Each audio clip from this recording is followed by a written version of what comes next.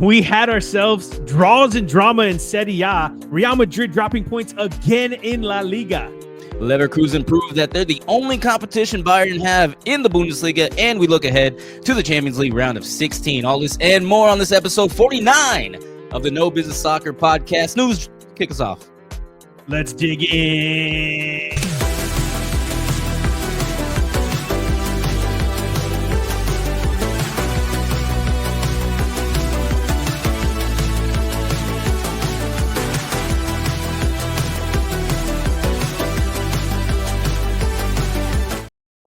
What is up, everybody? Welcome back to the No Business Soccer Podcast. I'm your host, as always, Snooze, and we got the full fam today. We have Brainiac J-Fam in the back, along with our boy Danny P on the ones and twos, and of course, the fan favorite, what everybody's here to see, our boy Hype Man Vic. Hype Man, what you sipping on, dog? Today I have a lovely Sazerac, is what I made today. Ooh, it's okay. It's a little medicinal in the front, but the finish is like straight up Fruit Loops. It's so good. It's delicious. It's got some absinthe in there. Whiskey. You get some medicine with your Fruit Loops. I mean, Come on. There's got to be a better tast than that. I don't know, man. It's pretty nice. But all right. Before we go on, New Orleans drink, though, right? Just New Orleans drink. You're right. That's where it originated. Look at you. You know a couple things. All right. I see you. Before we start, we do want to thank you guys for tuning in again. We do want y'all to like and subscribe if you can. If you like us, that's the best way to support us. And let us know in the comments down below what you guys thought of this past weekend's action. And, what you guys want to see coming up. And we'd love to talk to you guys in the comments. So we'll talk to you then. Yes, absolutely, because we are doing the Lord's work here, going through all of these games. And this week, we don't have the Prem, but we do have the Serie A, Bundesliga, and the La Liga. Wow, almost forgot about Spain over there to cover, as well as looking forward to the UEFA competitions in round of 16. Do have to say, Snooze, we had no Premier League this weekend, and John Cena also turns heel the same weekend. Okay, all right. Coincidence? I don't think so. I don't know. It might be a coincidence, but I don't think we should risk it going forward. We should have Premier League every weekend. Okay, well, listen, I don't know what turning on your heels means, but either way, let's just move on and act like that never happened here. And we also have to start first, before we jump over to Europe, we have to start with an unfortunate match. I don't want to say it wasn't in Austin. Where were they at? They were in Portland, right? Portland. Okay, so anyways, let's start that off with the Austin FC minute.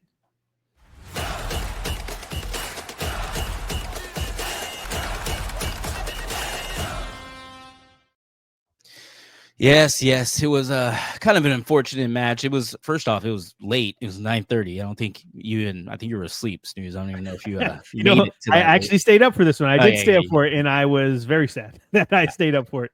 So Austin lost 1-0 to the Portland Timbers. Portland scored, I think, in like the 88th minute or 86th, something like that.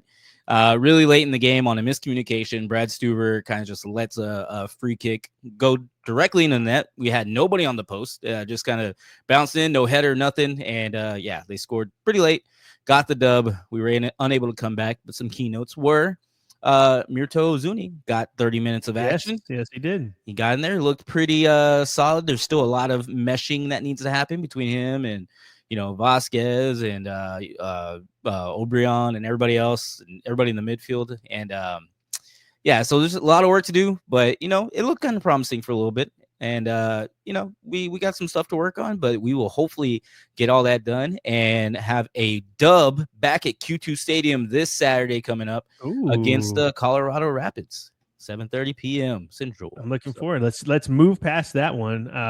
I saw some comments. I can't remember if it was from Estevez or who, but they were saying that the reason, like Uzuni, how do you pronounce his last name? Uzuni. Yeah. He needed to work on his fitness more so that they can get him acclimated. And I was like, wait, he was in Spain. Like they're in almost the end of their season. Yeah. He should be ready to go. What are you talking about? I don't know. It seemed a little bit of fluff. But yeah, we did not see the team that we saw in Austin a couple weeks ago.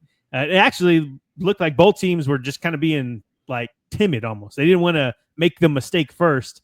And then we let the mistake in anyway. So well, it kind of sucked because Portland did have a lot of injuries as well, and we had zero. Right, we had everyone available to us, right, and we still didn't close the show. But it's all good. We look to rebound, and we will do so coming up this Saturday. And I will not be at that game because I will be going to Not So Fun Weekend with my boy Danny P. We're going to see a bunch of hardcore bands. It's going to be awesome. Mosh pits, crazy stuff. I'm way too old to get in the mosh pit. Just like to look back and see the music. But you got your earplugs? Got your little earplugs? I 100% have my earplugs, and I bring them at every concert because the hearing's bad. That's very responsible of you, Steve. Yes, thank you. I appreciate that. Yeah. All right, but we're not an Austin FC podcast or a music podcast. Sorry, you guys. We'll go ahead. And, hey. We can be whatever we want to be. All right. That's true. But you're right. We aren't that. So let's move on. Let's start with. We'll go to Europe now, and we will start in what you want to do. Italy. Let's do it then. To Serie A.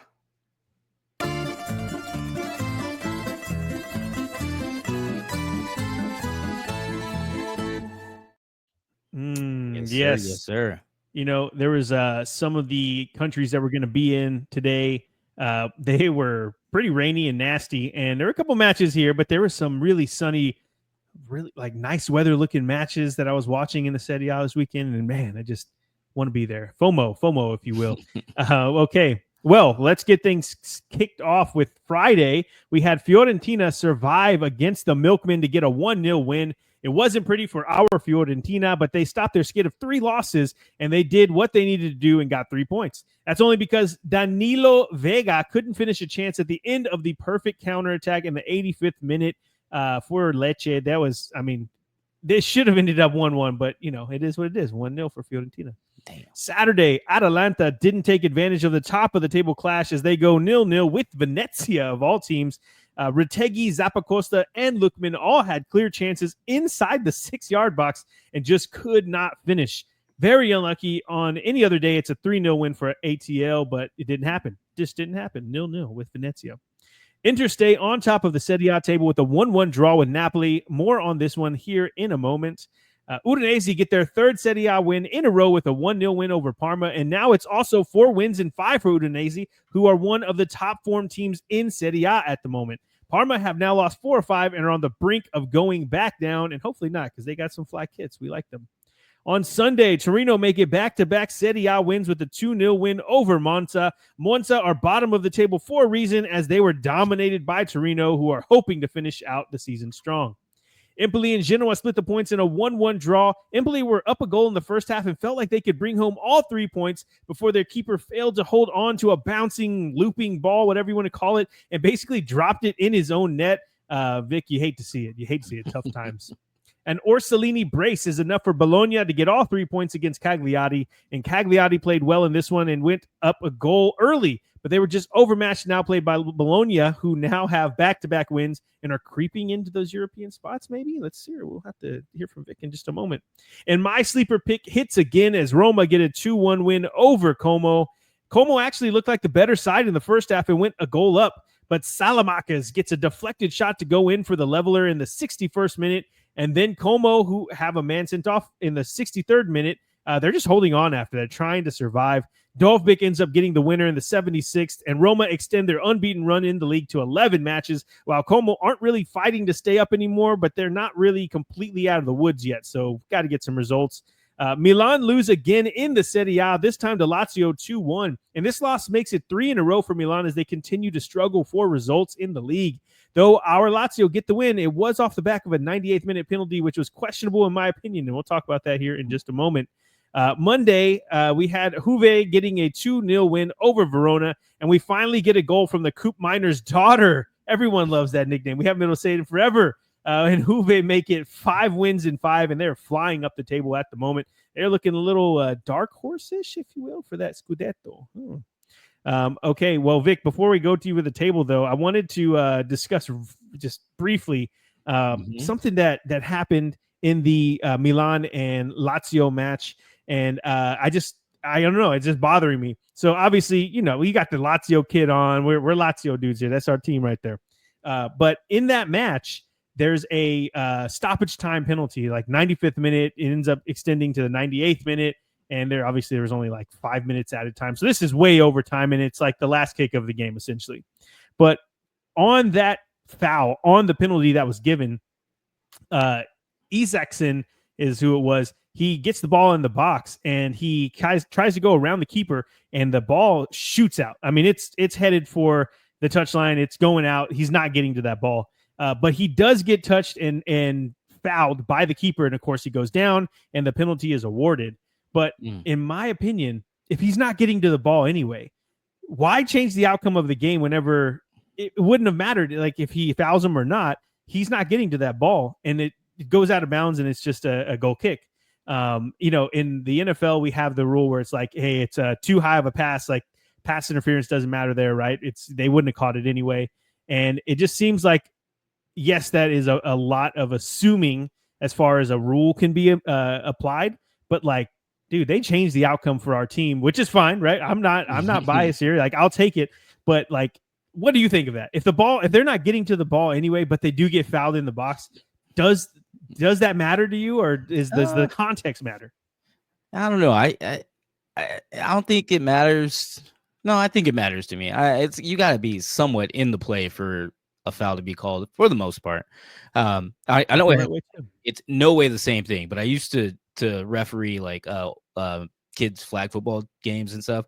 And the first thing I would do is go to like the parents coaches and be like, look, if they're not near the play, I'm probably not going to call a flag. Like just letting you guys know these are kids and stuff like that. Not the same, but I can kind of see like that logic being applied. Right. And it should be probably applied in more places because, if it doesn't have an effect on the game, why call it? There's a bunch of football calls like that too. I'm sure people, if you're tuning in and you usually watch American football, you can kind of relate. I think we had one for the game last year, 2 years ago or something like that. Kind of gave them the game too. So I don't know. I think you have to be involved in play more for it to count more. And my argument isn't that it wasn't a foul, and my argument is definitely not that the dude, he was the one who was running towards goal with the ball, but the ball is obviously he's not going to get to it. He had a heavy touch. It was going out of bounds, no questions asked, and then he's fouled. And so it's just kind of I feel wrong about it. It's like that. Yes, the keeper shouldn't have done it, but also like we can use logic to say that he wouldn't have got to that ball anyway. So I don't know, just something that came up. So I won't drag it on, but I'm curious if you're out there and you're listening to this, let me know your opinion on this. Am I crazy? Is this something that is just like, shut your American ass up? Like, don't worry about our game. Like, okay, sure, I'll do that. But I'm curious, man. I just see that and I'm thinking we got to use some logic here. We got to use some assuming here, if you will. Okay. Yeah. Or if you want, you can just tell us to shut our American ass up too. If you just want to do that for fun, just let us know. Yeah, probably going to happen. Okay. Now, Vic, give us that update after this week. What was that? Match day 27 in the Serie A. Yes, sir. Let's take a look at the table. Well, no, all three top teams all got draws, so none of them were able to capitalize, although two played each other. Inter Milan have 58 points. They retain the top spot. Napoli have 57 points. Napoli has 57 points in the number 2 spot. Again, they drew.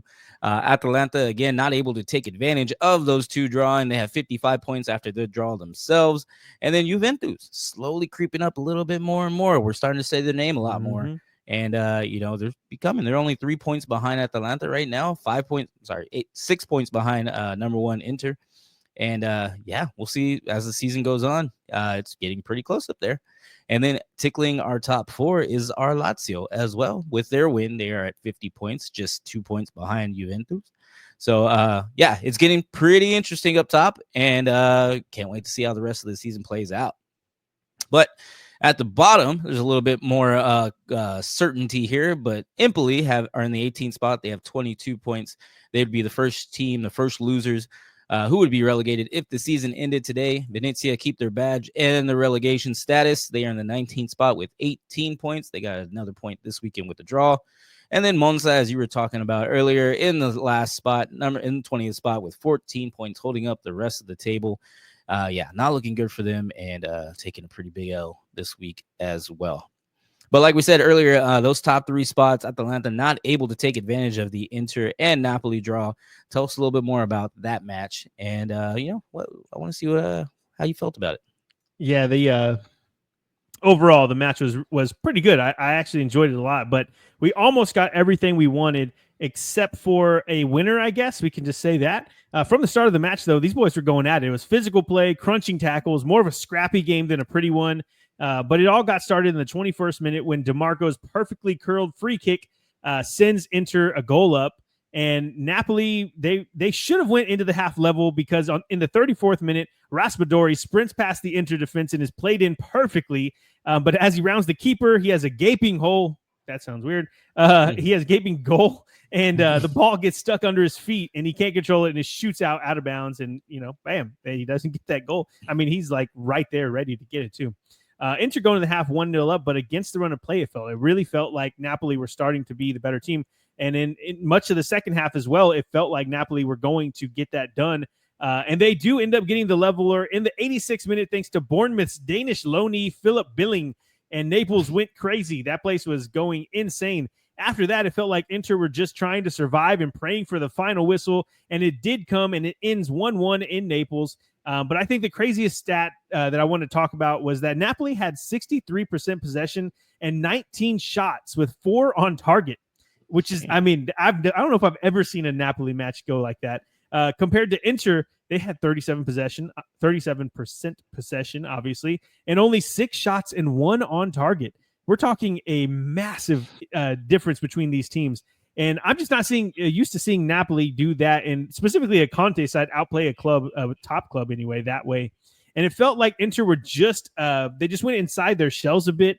And once they went a goal up, they tried to grind out the win, but you cannot grind out wins like that against this Napoli team. The other thing I want to take, or one of the biggest takeaways I had from this match, was that Raspadori, he's in great shape. Once he came back from injury for Napoli, he's really changed the way that they can play, the way that they can stretch the field. I haven't seen this team play with a lot of speed like he has, but he's able to break those lines, get in. Sorry, I had an eyelash somewhere.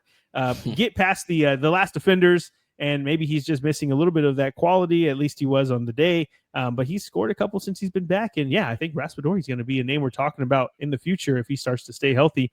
The other person I want to talk about, too, is McTominay. And I'm not – obviously, Inter were the team that they got a point out of this, too, and they stay at top of the league. But Napoli were the more the more impressive team, I'll put it that way. And, McTominay is he's being a star for Napoli this season. Coming over from Manchester United. I mean, he's looking like a real gem in that midfield for Napoli. But what a game. I love to see it. I wish there was a winner so we can have more of a definitive answer. But maybe it would have been better if Atalanta would have won and they drew, because then we'd have a real mess of the Scudetto race. But they draw with Venezia, as we were just talking about. So we still don't have really much clarification. There's still only a point in that table, as Vic was just showing us. And I'm looking forward to the end of the season, Vic. Okay, that's all I had to say on that match. Anything else before we move on? No. Okay, thanks for that. Let's go on to Spain. To La Liga.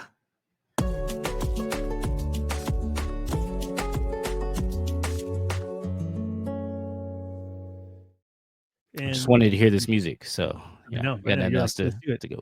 I was just going to say that, I was talking about it at the beginning of the Serie A section, that there was some bad weather in some countries, and that was Spain. I don't know what was going on, but there were some massive storms. It was raining in pretty much every game that I saw. It was real bad weather. It sucks. And it was cold too. So, but we get things kicked off on Friday with Vic's Valladolid, Volidoli, and Las Palmas split the points in a 1-1 draw. But my goodness, after Las Palmas went a man down in the 28th minute, Volidoli went off, finishing the match with 23 shots, 7 on target, and they could not come down with the winner. That is unfortunate for them, as they're sitting pretty bad in the table. We'll find out here in a moment. Saturday, Girona and Celta played out an entertaining 2-2 draw. The result sees Girona stay in 13th without a win in the last 4 league matches. But Celta, on the other hand, they're mid-table and only a few points off of the European spots. You'll see in just a moment that it's very competitive in those, and I'm looking forward to seeing how it finishes. Rayo and Sevilla split the points in a 1-1 draw, but the 2 goals here were top class, both curling shots from range from Ratiu and Luca Bacchio. Watch the highlights, though, and try not to get a boner. I dare you. It is very hard. Well, I had my doubts, but Real Betis did it. They beat Real Madrid 2-1 in Seville, and outside of the 9th-minute goal from Madrid, Betis looked like the better team on the night. We could make all the excuses for Real Madrid, like the heavy rain in the first half, or maybe they had one eye on the Champions League round of 16 match coming up this midweek. But either way, they didn't show up, and Betis did. End of story. Atletico Madrid get a 1-0 win over Bilbao, and we'll break that one down here in a moment. On Sunday, Leganés get a 1-0 win over Getafe in a derby match that I was not aware of. I didn't realize that they hated each other, but apparently they really don't like each other. And it seemed like it was going to end 0-0, but in the second minute of stoppage time, Diego Garcia bicycle kicks a game winner, and it was amazing. It was awesome. The game itself wasn't, but that goal made it all worth it. The crowd went crazy. The announcer was screaming. He was going insane. Hell, even ESPN sent me a notification on my app saying, hey, check this out. And for a Leganés and Getafe match, that's crazy. What a cool place that we're living in right now. What a cool world, dude. What a match. Barca say business as usual as they get a 4-0 win over Real Sociedad. And man, the bad luck continues for La Real. It all went south after they went down to 10 men in just the 16th minute of the match. Golly. Barca making 5 wins in 5, and they are cruising. Mallorca split the points with Alaves in a 1-1 draw. Alaves will take any points in the relegation scrap before Mallorca. It's got to feel like points dropped as Midiki, I want to say he's how you pronounce his name, had 2 clear chances at goal and failed to convert them. Asano's goal was a ridiculous rocket, one of those that we talk about. Just like there's zero dip, it just straight through. Pretty cool goal. Go watch the highlights if you like those type of goals. We were blessed with some unreal goals in a hell of a match between Osasuna and Valencia that ends 3-3. Aymar Aros and Umar Sudik were both feeling it. They were on one, as the kids say, and scored absolutely filthy goals in this one. Just go see them. That match ends 3-3 between Osasuna and Valencia. And we're supposed to have a match today, which is Monday. You'll see this on Tuesday between Villarreal and Espanyol, but it was postponed, so we don't have anything there. Okay, Vic, where does that leave us with the table after match day 26 in La Liga? Yeah, well, still very familiar. The number 1 spot, Barcelona retain, and they have 57 points. Behind them, we have a new number 2, Atletico Madrid, have 56 points now with their win, taking advantage of Real Madrid, taking that L. Real Madrid are in the 3rd spot now with 54 points. And then Atletico Bilbao, this poor Bilbao, they have 48 points, taking that loss as well to Atletico Madrid. Tickling the top 4 is Villarreal. They have 44 points and, not too far off those Champions League spots. So we will see how it plays out this year. And then at the bottom of the table, Valencia would be the first losers, first teams out if the season were ended today. They would be the first team relegated with 24 points in the 18th spot. Deportivo Alaves have 23 points in the 19th spot. And then again, holy guacamole, my Volidolis, Real Valladolid, although they did pick up a point this weekend, only have 16 points, a clear 7 points behind Alaves, and they are holding up the rest of the table. Not looking good at all. But things are looking really good for Atletico Madrid, who are now just 1 point behind Barcelona after they beat Bilbao this weekend. Tell us a little bit more about that match because, got some shakeup up there on top. Yeah. There's it's going to be a tight one all the way through the finish, and this match kind of confirmed that.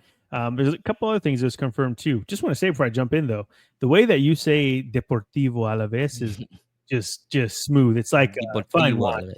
Yeah, thank you. Thanks for practicing. Okay. On our previous show, I said that after all the hype, Atleti would probably suffocate the game and get a 1-0 win. And wouldn't you know it, they get a 1-0 win. So I was correct on the score, but what happened was definitely not suffocation from Atleti. In fact, in my opinion, Bilbao felt like the team that were probably most likely going to score and win the match. But they played some tough counterattacking football coming from Atleti, and it keeps them in every game that they play. Every single one, Atleti are right there. And you also have the whole luck factor that went against Bilbao. And I mean, come on, they had chance after chance. They hit the post at least 3 or 4 times, and Iñaki Williams hit the post 2 times, like really close secession. How do you say that? Secession? I think it's is it. What like seceding? Yeah, I don't know. I don't know. Yeah. Succession. You know what we're talking. You know what I mean. I'll not use words I don't know. In a row. There you go. Yeah, but Bilbao, they look dangerous anytime they went forward. You just knew that Atleti, once they got their goal in the 66th minute, though, that they were going to grind it out. And that goal came thanks to Spider-Man, Julian Alvarez, of course. And yeah, they just ground out the result from there. And as Vic says, the result leaves Atleti just a single point off Barca at the top of the table. And Bilbao are now 9 points off the top. And I think, like I was saying before I jumped into this, another thing that this match confirmed is that Bilbao are not going to be in title contention this year, but they are definitely proving that they are going to be fighting for that top four finish all the way till the end. Obviously, going against a top team in Atletico Madrid and getting a 1-0 draw on the road is not nothing to sneeze at. So, yeah, I can see them getting a top four finish for the first time in a long time. So, that's how it ended in La Liga for this weekend. And now let's move on to the final league. Oh, let's go to Germany. I'm going to take your spot. Let's do it. To Bundesliga.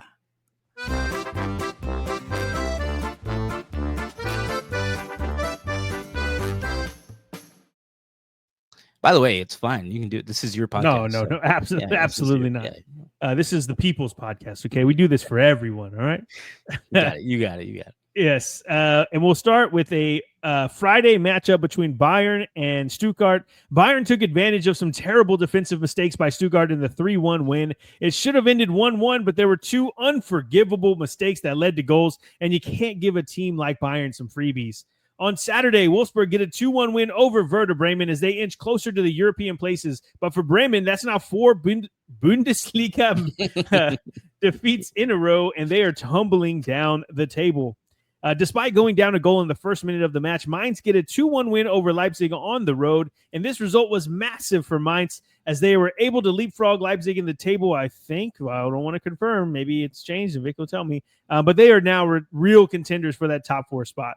Hoffenheim make it 2 wins in 3 with a 1-0 win over Bochum as they are basically safe at this point if they don't have a massive collapse in the last few match days left.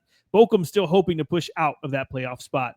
Gladbach get a 3-goal win over Heidenheim in a match that ends 3-0. Heidenheim have now lost 4 of their last 5 in the Bundesliga, and they may have hit rock bottom, folks. We can confirm that with Vic in just a moment. Dortmund are making a late push for Europe as they get their second Bundesliga win in a row and a 2-0 win over St. Pauli. Dortmund are still in a funk, but they are starting to come around, and a 2-0 win with goals coming from Adeyemi and Girossi is a good place to start if you're trying to get some momentum to the end of the season. Adeyemi's goal was absolutely filthy. Just go check it out. He's gross. Leverkusen dismantle Eintracht Frankfurt 4-1. More on that one in just a moment. Kiel are putting up a fight as they get a 1-0 win over Union Berlin. Union have now lost 3 straight and not at an opportune time as well as they continue to slide down the table. And the end of the season is coming quickly, but not quick enough.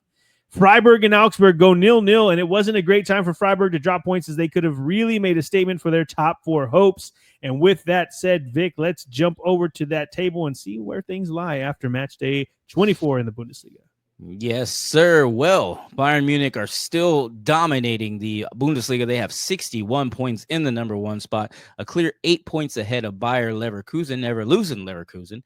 Leverkusen have 53 points in the number 2 spot, and then a clear 11 points behind them. Eintracht Frankfurt have 42 points with their loss that they just had. And yeah, that gap is getting pretty intense there, and it's they're 19 points off number 1. We can wrap it up by now for Bayern Munich. So, but in the number 4 spot, like you said, Mainz are now in the number 4 spot with 41 points. With their win, they were able to leapfrog RB Leipzig and Freiburg since Freiburg got a draw. Can Mainz catch Eintracht Frankfurt? Yes, they're only 1 point behind them. Can they catch Bayern Leverkusen? Probably not. Can they catch Bayern Munich? Definitely not. Absolutely. But not. Yeah, but at least they got a Champions League spot, and it was cool having them up there. So who knows? Tickling in the top 4, like I said, is Freiburg. Now with their draw, they have 40 points in the number 5 spot, and RB Leipzig now dropped to the 6th spot with 38 points. But if we take a look at the bottom of the table, you will not find Bochum in the bottom 2. That's crazy how bad they've been. What? I even started saying, boy, oh boy, Bochum, and boy, oh boy, Southampton because of them. So that's pretty crazy. But who you will find is Holstein Kiel in the 17th spot. They have 16 points, and they just got a win. So that's pretty pretty crazy for them to still be in the 17th spot, and they would be one of the first teams relegated if the season ended today. And then holding up the rest of the table, 1 point behind them is Heidenheim, and they have 15 points with their loss that they just got, and and dead last, holding up the rest of the table. But what a fall from grace, man! What a fall. They get into the Conference League last year, and now they're bottom of the table this year. That's horrible. I know, but I don't think anybody is catching up to Bayern Munich. But we had a pretty good number 2, number 3 match, Bayer Leverkusen and Eintracht Frankfurt. Tell us a little bit more about that match we had this weekend. Yes, sir. We sure did. We had Bayer Leverkusen 4, Eintracht Frankfurt 1, as we said earlier. Leverkusen proved that the 11-point gap between them in second and Frankfurt in third is no fluke. They were just too good for Frankfurt, just outmatched in every phase of the game, but specifically going forward. What that match proved to me more than anything is that Frankfurt defensively, they are not ready for the Champions League. They've now played the 2 best teams in Germany in back-to-back weeks and lost with a combined score of 8-1. So yeah, that's not going to be good. And not to say that the Bundesliga teams aren't some of the better teams in the world or in Europe for whenever they play in the Champions League. It's just to say that if you're showing me that when you play top of the table teams you can't hang, then you don't need to be in the Champions League, or else you're just going to take a spot. That is not worth it. And I'd rather see a team that isn't usually there, like, Mainz and Freiburg, like that. They're probably not as good as you either, but we don't get to see them often. So anyway, I think the biggest factor really that comes down to is Eintracht. I think before they had about a 5 or 6 point gap between them and the rest of the teams that were fighting for those top 4 spots. And now that is just down to what we just say about it. It was 2 points or 1 point, something like that. So essentially that gap is basically gone. They have lost that with the 2 losses they've had the past couple of weeks. And they're now one match day away from being in 5th. And because of how compact that Bundesliga table is, they could drop out completely within a couple of match days. Leverkusen now go into the first leg of the Champions League round of 16 against Bayern with some piss and vinegar, as they say. And right now, I know that there's an 8-point gap between them and Bayern in the Bundesliga, but I couldn't tell you who the better team is and who I think would win that one. But we'll talk about that more here in just a moment. I think Leverkusen will be just fine with not winning the league again after their historic year last year, but beating out Bayern in the Champions League. And like I said, we'll dig into that more here in just a moment. But yeah, Vic, I think you are correct. It is wrapped up, and yeah, Bayer Leverkusen, for all the good they have done this season, they struggled to get the points at the beginning of the season. Bayern didn't. They're consistent, and Bayern are winning this thing. I mean, it's Bayern and it's Liverpool. Like, you guys wrap it up already, Yeah, and just the shape of it. Like, if we even saw Bayern Munich was kind of struggling with teams or anything like that, we'd be like, I don't know, Leverkusen probably they look just too damn good right now. Yeah, they're not going to slow down either. Crazy. Yeah. So, okay. Yeah. Well, that is it. We've set it off for the leagues. Now, before we jump out of here, we're going to talk about, why did that come out weird? Talk about the round of 16s in all of the competitions, the Conference League, Europa League, and the Champions League. So let's go to the UEFA competitions.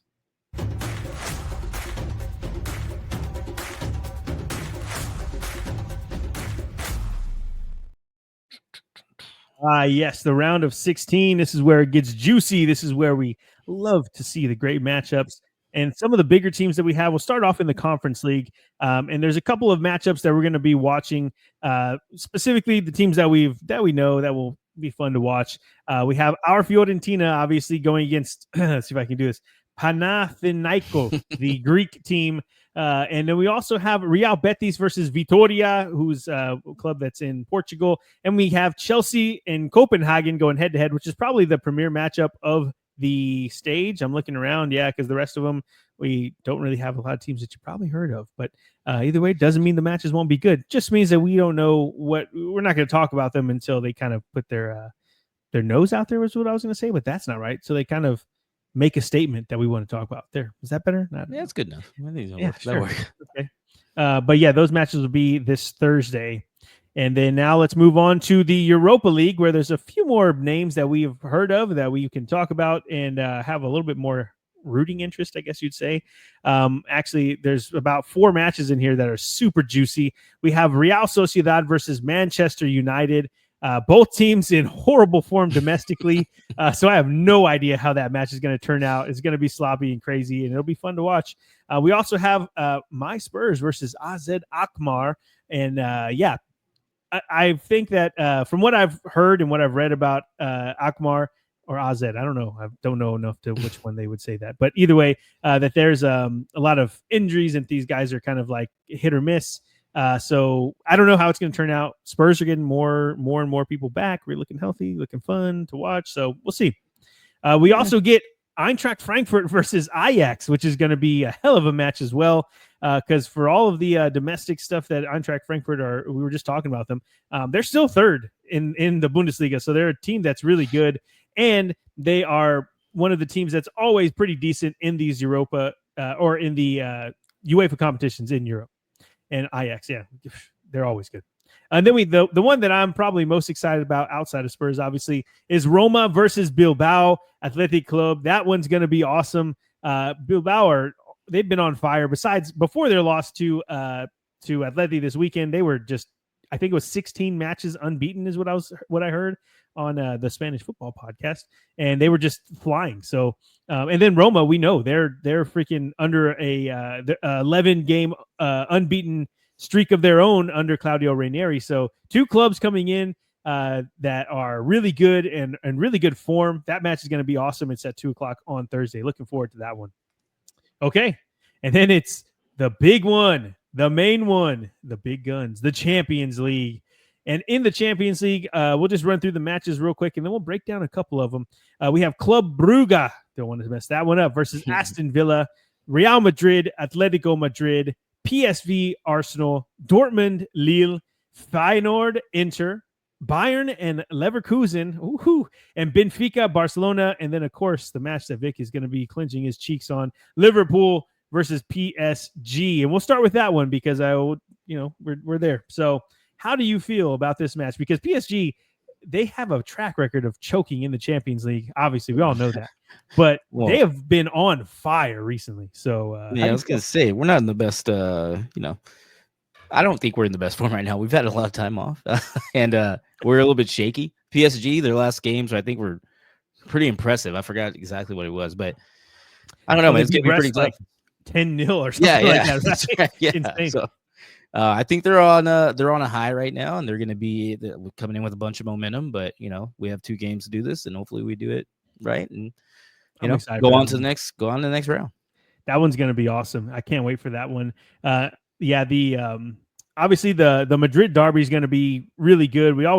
Those are tight matches, and we always see Atleti grind it out like they usually do, play defensively, kind of hit on the counter.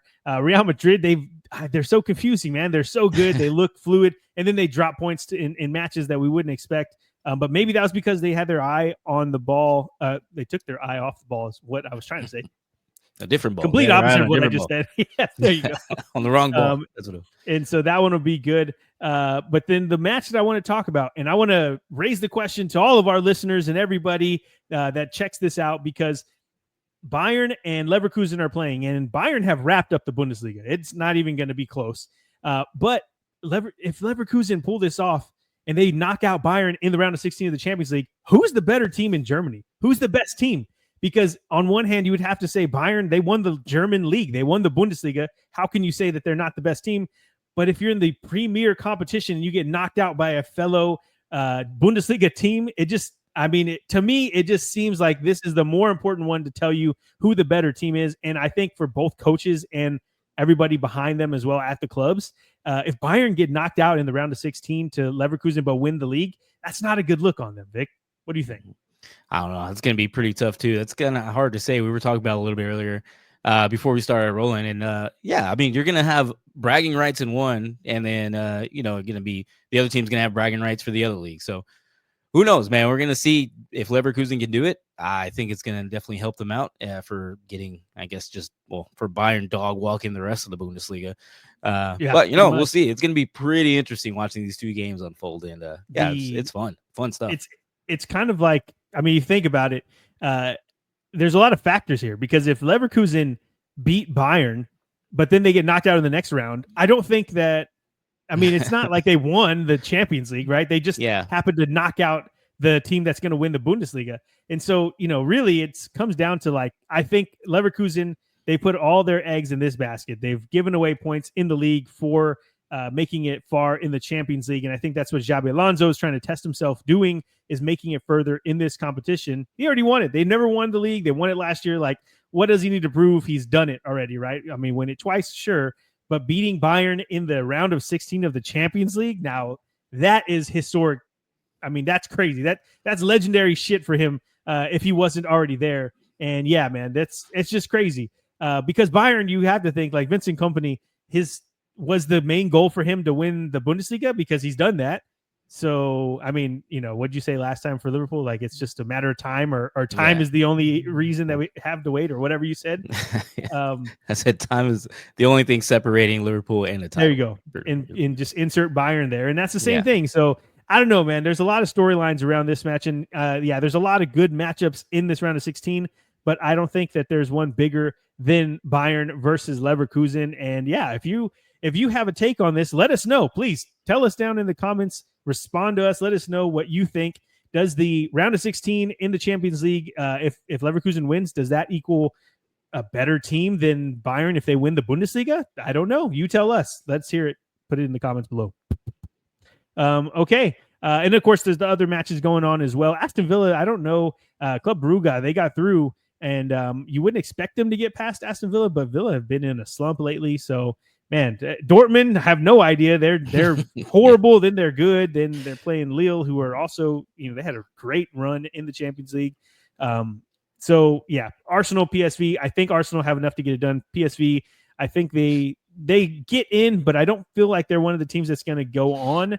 And same thing with Feyenoord and Inter, even though Inter have been great in the league and pretty much, I mean, they're top of the table right now, but they pretty much ran through the Champions League, no issues. I don't see them getting stopped here. I don't. So this will be the first leg, though. It's going to be a fun time. Outside of the Liverpool PSG match, though, which one are you most looking forward to? I think the only one that really stands out is PSV Arsenal, because I want to see Arsenal lose, and then also Pepe, whatever. I want to see him do it. So the American. I didn't even think about that. That's going to be cool. I'll be watching that. Okay. Well, there you have it. That's all. That is everything we had to talk about today, and I'm looking forward to all these matches. So Vic, take us home. Yeah, just want to say again, thanks you guys for tuning in. Enjoy the Champions League these next couple of days. We were talking about it again when we post our next video. It would be Friday. They come out Friday, right? Snooze? I'm pretty sure. Yes, sir. Yeah. We'll do the European look ahead. So we will talk to y'all then. Enjoy the football, and y'all have a good one. Peace.